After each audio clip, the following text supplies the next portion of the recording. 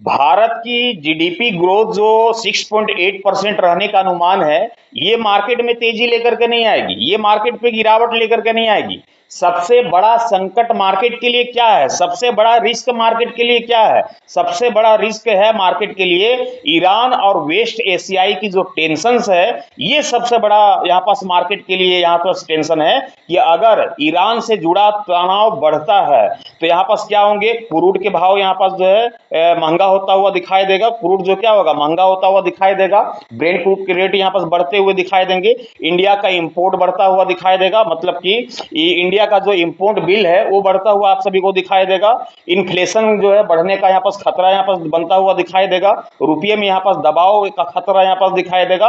इससे जो है निफ्टी और बैंक निफ्टी के ऊपर में नेगेटिव सेंटीमेंट जो है बनता हुआ दिखाई दे सकता है। ये सबसे बड़ा खतरा है। ये खतरा थोड़ी है कि FY27 है, भारत की जीडीपी ग्रोथ 6.8% रहने का अनुमान है, तो इससे जो है मार्केट के ऊपर में कुछ अच्छी खासी यहाँ पर तेजी या फिर तेजी के साथ कामकाज होता हुआ दिखाई दे। ऐसी कोई बात नहीं है, इस बात को आप अपने मन से निकाल लीजिए। किस सेक्टर के ऊपर में सबसे बड़ा खतरा मंडराता हुआ दिखाई दे रहा है और किस सेक्टर के ऊपर में जो है नेगेटिविटी थोड़ी बहुत फैलते हुए दिखाई देगी, किस सेक्टर के ऊपर में मजबूती लौटते हुए दिखाई देगी, ये मैं यहां पास आप सभी को सबसे पहले क्लियर कर देता हूं कि कौन कौन से सेक्टर के ऊपर में सबसे बड़ा प्रभाव आप सभी को पड़ता हुआ दिखाई देगा। सबसे बड़ी जो प्रभाव आप सभी को देखने को मिलेगी वह होगी एविएशन के ऊपर में। किसके ऊपर में? एविएशन के ऊपर में जो है सबसे बड़ा जो खतरा है ये यहाँ पास मंडराता हुआ आप सभी को दिखाई देगा। जबरदस्त जो नेगेटिविटी जो है वो यहाँ पास देखने को मिलेगी, तो वो एविएशन के यहाँ पास जो है नेगेटिविटी देखने को मिल सकती है। ऑटो सेक्टर के ऊपर में क्या होगा? ऑटो सेक्टर के ऊपर में जो है नेचुरल से हम नेगेटिव की ओर जो है मार्केट को यहाँ पास देख सकते हैं, पॉजिटिव ट्रेंड पे नहीं देख सकते। ऑटो सेक्टर के ऊपर में भी इस बात में भी यहाँ पर ध्यान रखिएगा। तीसरा कौन सा आ जाता है? तीसरा आ जाएगा आपका बैंक के ऊपर में, मतलब कि बैंकिंग सेक्टर के ऊपर में नेगेटिव से लेकर थोड़ी सी ग्रोथ है की जो चिंता है वो यहाँ पास देखने को मिल सकती है। तो यहाँ पास जो है इसके ऊपर में भी इफेक्ट पड़ता हुआ दिखाई देगा यहाँ पास। लेकिन मजबूत कौन से यहाँ पास दिखाई देंगे? पॉजिटिव ट्रेंड पे कौन से दिखाई देंगे? पॉजिटिव ट्रेंड पे आपको दिखाई देंगे इस न्यूज के बेसिस पे इंफ्रा और कैपिटल गुड्स है ना, ध्यान रखिएगा। इंफ्रा और कैपिटल गुड्स है ना, इंफ्रा और कैपिटल गुड्स के ऊपर में यहाँ पास क्या दिखेगा? यहाँ पास पॉजिटिव ट्रेंड दिखेगा, है ना, ध्यान रखिएगा, पॉजिटिव ट्रेंड यहाँ पास दिखेगी। और आईटी सेक्टर के ऊपर में क्या दिखेगा? बिल्कुल जो है दबाव यहाँ पास देखने को मिलेगी आईटी सेक्टर पे। ऑयल मार्केटिंग पे क्या देखने को मिलेगी? ऑयल मार्केटिंग में भी यहाँ पास जो है मिक्सचर वाला माहौल रहेगा कि थोड़ी गिरावट और थोड़ी सी जो है साइलेंटली भरा यहाँ पास जो है कामकाज होता हुआ दिखाई दे।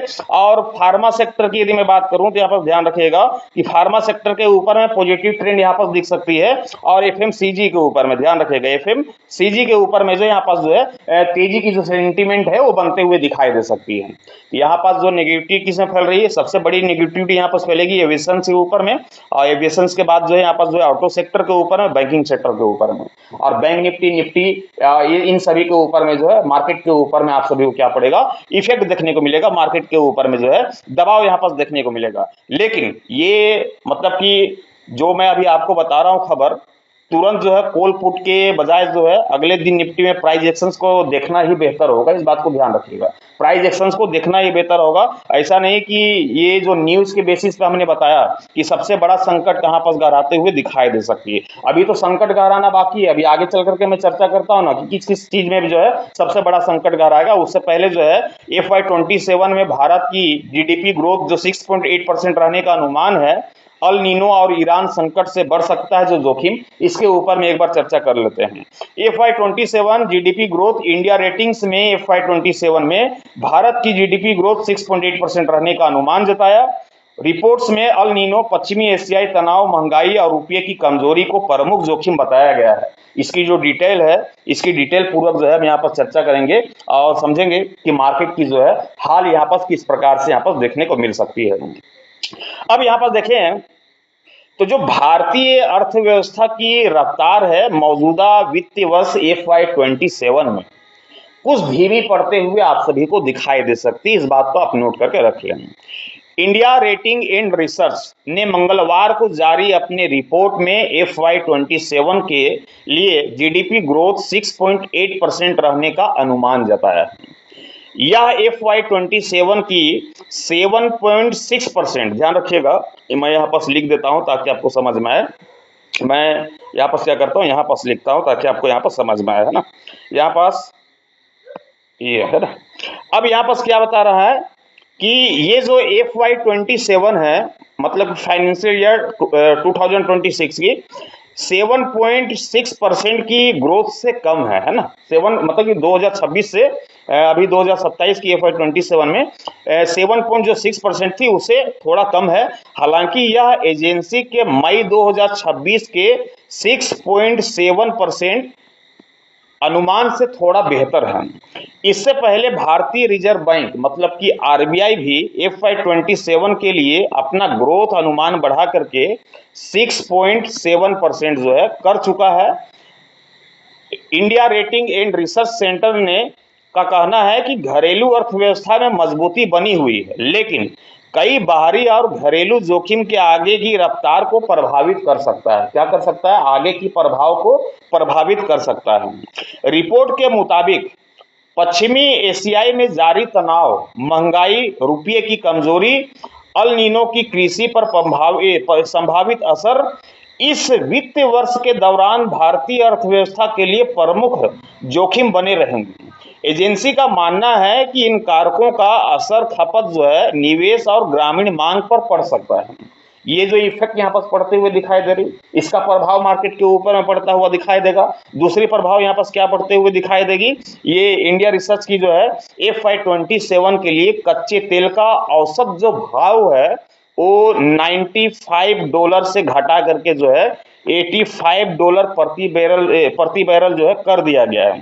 एजेंसी के मुख्य अर्थशास्त्री और head public finance Devendra Pant के अनुसार सस्ता कच्चा तेल भारत के लिए राहत भरा हो सकता है, क्योंकि इससे व्यापार घाटा और घरेलू चालू खाता मतलब कि करंट अकाउंट और ट्रेड जो है डेफिसिट का जो है घाटा जो है कम करने में मदद मिलेगी। हालांकि उन्होंने ये भी कहा कि अगर अल नीनो की वजह से खाद्य महंगाई बढ़ती है तो सस्ते तेल का पूरा फायदा अर्थव्यवस्था को नहीं मिल सकता। पॉइंट को आप नोट कीजिएगा, मैं क्या बोल रहा हूं कि उन्होंने ये भी कहा कि अल नीनो की वजह से खाद्य महंगाई बढ़ती है तो सस्ते तेल का पूरा फायदा जो है अर्थव्यवस्था को नहीं मिल पाएगा।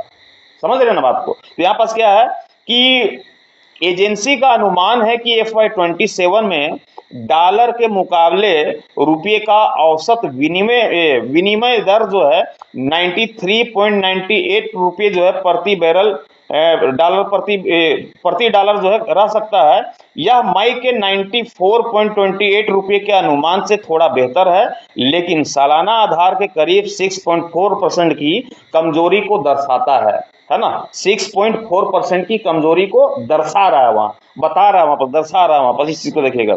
तो रिपोर्ट में यह भी कहा गया है कि FCNR जमा और ECB के जरिए करीब 70 अरब डॉलर का पूंजी प्रवाह भारत में आ सकता है। तिमाही दर तिमाही जो ग्रोथ का जो अनुमान यहाँ पर हमने आपको यहाँ पर दिखाया, जो ग्राफ के जरिए हमने यहाँ पर बताया कि इंडिया रिसर्च ने FY27 की चारों तिमाहियों के लिए अलग अलग GDP ग्रोथ का अनुमान भी जारी किया है। उसके और RBI के अनुमान में कुछ अंतर भी यहाँ पर देखने को मिल रहा है। जैसे कि अप्रैल और जून की देखें तो इंडिया रिसर्च का अनुमान 6.90%, RBI का अनुमान 7% के आसपास। जुलाई सितंबर में देखें इंडिया रिसर्च का 6.60% का अनुमान, तो यहाँ पर RBI का 6.40 का अनुमान है। अक्टूबर सितंबर का देखें तो 6.70 का अनुमान इंडिया रिसर्च का, और वहीं RBI का देखें तो 6.50 का यहाँ पर जो अनुमान दिख रहा है। जनवरी से मार्च तक का देखेंगे तो इंडिया रिसर्च का 6.90% का अनुमान दिख रहा है, वहीं RBI का जो है 6.80% का अनुमान यहाँ पर देखने को मिल रही है। तो एजेंसी का जो अनुमान है कि FY27 में खुदरा महंगाई औसतन 4.9% रह सकती है, जबकि FY26 में यह करीब 2% थी। कितनी परसेंट थी? 2% थी। और अभी कितनी बोल रही है महंगाई का औसतन अनुमान कितना कर रहा है? यहाँ पर इस चीज को नोट कीजिएगा आप, है ना, ध्यान रखिएगा। FY27 में खुदरा महंगाई औसतन जो है 4.9% रह सकती है बोल रहा है। कितना? 4.9%। जबकि FY27 में है ना, FY27 में, सॉरी 26 में, FY26 में जो है यह करीब 2% के आसपास में थी। अभी कितना बोल रहा है? 4.9% के आसपास में, है ना। इसी तरह चालू खाते का घाटा बढ़ा करके जीडीपी का जो है 1.5% हो सकता है, जो कि पिछले वर्ष, अब देखो यहाँ पर क्या है, जीडीपी यदि चालू खाते की, यदि मैं बचत खाते की यदि मैं बात करूं, तो यहाँ पर जो दिख रही है कि 1.5% यहाँ पर जो है हो सकता है बोल रहा है, लेकिन पिछले वर्ष में जो है यही कितने परसेंट था?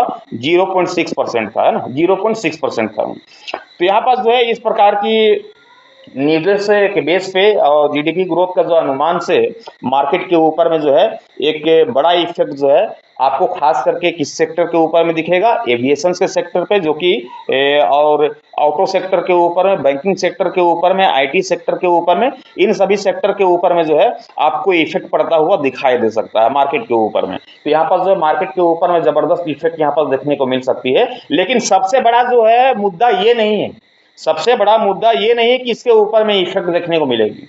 सबसे बड़ा मुद्दा क्या है? सबसे बड़ा मुद्दा है कि ये जो ईरान के जो संकट जो बढ़ सकता है ना, ईरान और यूएस के बीच में जिस प्रकार से यहाँ पर देखने को मिल रही है, वेस्ट एशिया का जो टेंशन जो देखने को मिल रहा है, ये सबसे बड़ा खतरा। सबसे बड़ा खतरा कौन सा है? यही सबसे बड़ा खतरा है। इसलिए हमने बोला कि इससे क्या होगा, इससे जो जब तनाव जब बढ़ेगा तो क्या होगा? तनाव बढ़ेगा तो क्रूड का जो रेट है वो क्या होगा? बढ़ेगा, क्रूड का रेट महंगा होगा। क्रूड का रेट महंगा होगा तो फिर क्या होगा? इंडिया का जो इंपोर्ट बिल है वो जो बढ़ता हुआ दिखाई देगा, और उसके बाद फिर इन्फ्लेशन बढ़ने का खतरा होगा, उसके बाद रुपये पे दबाव देखने को मिलेगी। इससे जो है निफ्टी और बैंक निफ्टी के ऊपर में जो है नेगेटिव सेगमेंट जो है बनते हुए आप सभी को दिखाई दे सकता है। मार्केट में करेक्शन यहाँ पर लौटते हुए दिखाई दे सकती है। तो ये सबसे बड़ा खतरा यहाँ पर दिखाई दे रहा है। ये FY27 में जो जीडीपी ग्रोथ का जो अनुमान यहाँ पर दिख रहा है ना 6.8% का, ये उतना बड़ा खतरा नहीं है। खतरा तो यहाँ पर दिख रहा है। इसी तरह के न्यूज को पाने के लिए आप हमें सब्सक्राइब कर लीजिएगा, साथ ही बेल आइकन को प्रेस कर दीजिएगा, और हमारे सेकंड चैनल को भी सब्सक्राइब कर लीजिएगा, जो कि इसी वीडियोस के डिस्क्रिप्शन पे लिंक मौजूद है, वहां जाकर के आप सब्सक्राइब कर लीजिएगा। मार्केट की रिलेटिव हर एक न्यूज जो है, हर एक अपडेट जो है मार्केट की रिलेटिव आप सभी तक जो है समय समय से पहुंचा दिया जाता है।